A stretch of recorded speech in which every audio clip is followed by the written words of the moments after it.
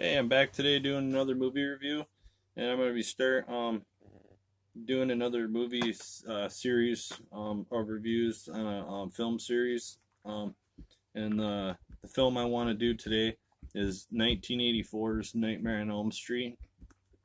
Now, Nightmare on Elm Street was directed by Wes Craven. Stars Heather Langenkamp as Nancy Thompson.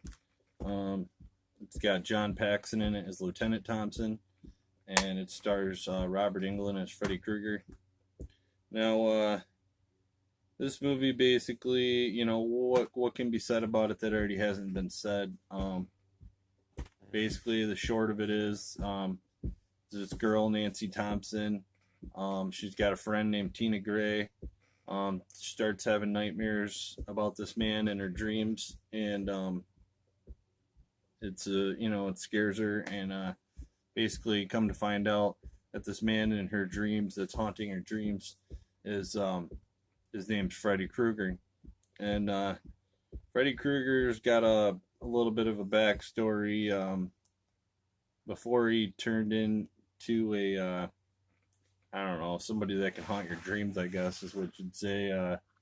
He was just a normal guy that was kind of a sick fuck. He would go around and get kids, bring them down to his boiler room, and kill them. He worked at a local plant, and so basically, it centers around like four or five friends. And basically they all start getting picked off one by one. But instead of like your typical serial killer movies like Friday the 13th where he gets picked off in the woods, this killer can kill you in your dreams. Now, originally when Wes Craven wanted to come out with this idea, no movie studio wanted to touch it. Nobody really wanted anything to do with it. Nobody thought it would be scary. Later they found out that they were obviously wrong. It spawned, half a dozen sequels. There's not too many people in the world today that don't know who Freddy Krueger is or the Nightmare on Elm Street series. Wes Craven, who directed the movie, recently passed away a couple years ago. It's a shame because we lost a really good film director. But yeah, Nightmare on Elm Street. This one, the one that I have, it doesn't come in a box set or anything. I basically got all the red cover original ones. They just come singly. They're the bare bones edition, so there's really no features on here. You do have a commentary on the original one with Wes Craven, Heather Langenkamp, John Saxon, and director of photography.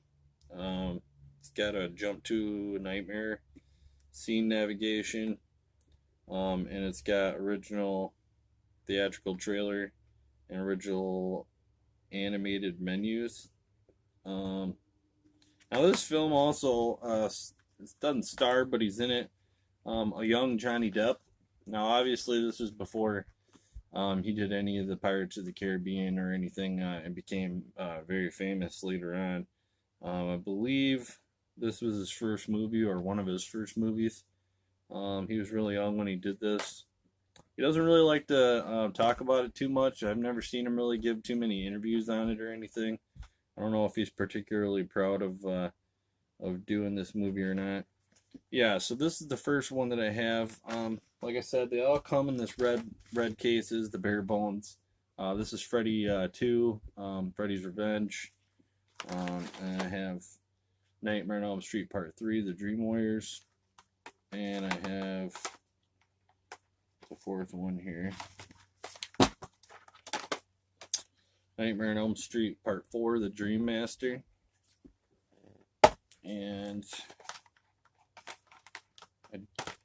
Nightmare on Elm Street Part 5, The Dream Child.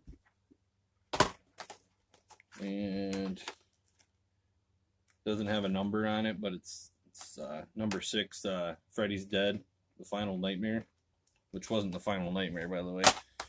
And then I also have Wes Craven's New Nightmare, and then I also own the piece of shit remake that came out a few years back. Yeah, I'll get to that though. Yeah, so back to number one here.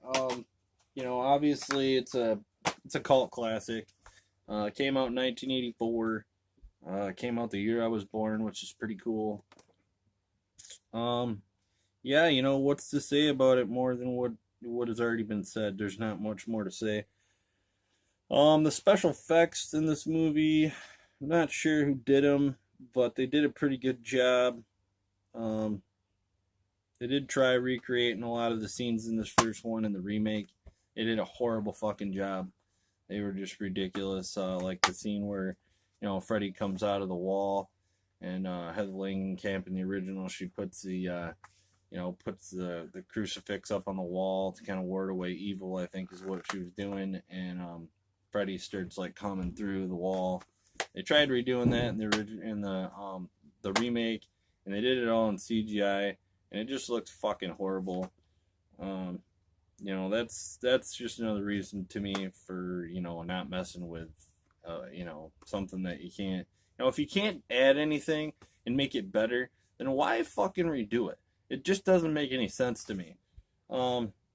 Stuff like that, it really pisses me off. Like with the same thing with the remake of the Friday the 13th. If you can't add anything to it, everybody talked about in that movie, oh, well, Jason runs in this movie. Yeah, well, so what? He runs in 3 other fucking movies. Go back and watch the movies, and and Jason, Friday the 13th Part 4, the final chapter, he fucking runs in that movie. In Part 3, he runs in that movie. So, don't tell me that you're adding anything to that by seeing Jason run. Okay, yeah, maybe sprinted in that movie, but big fucking deal, Like, you're not adding anything new. It was stupid.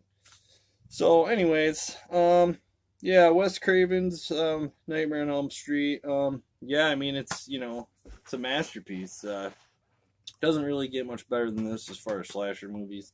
Now, the only difference between these ones and the like Friday the 13th would be like this killer Freddy Krueger, he doesn't he talks, not like Jason where he doesn't talk. Kind of a mindless killer, doesn't say anything.